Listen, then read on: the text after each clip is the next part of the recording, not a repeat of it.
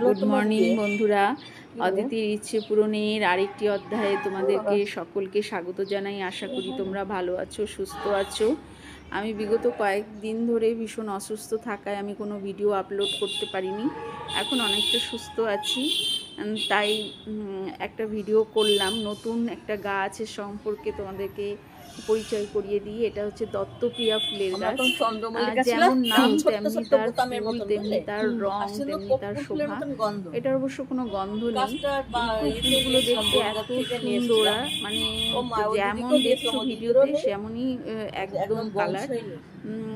এই গাছটা যখন আমি এনেছিলাম তখন আমার হাতের এক বিদ্যার সমান ছিল, এত ছোট ছিল। এখন বড় হয়ে ফুল দেওয়া শুরু করেছে, আমার মনটা খুব ভালো হয়ে গেছে।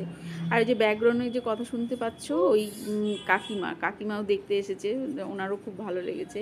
কার কার বাড়িতে এই গাছ আছে আমাকে জানিও। ভালো থেকো, সুস্থ থেকো, মনের যত্ন নিও। পুজোতে অনেক আনন্দ।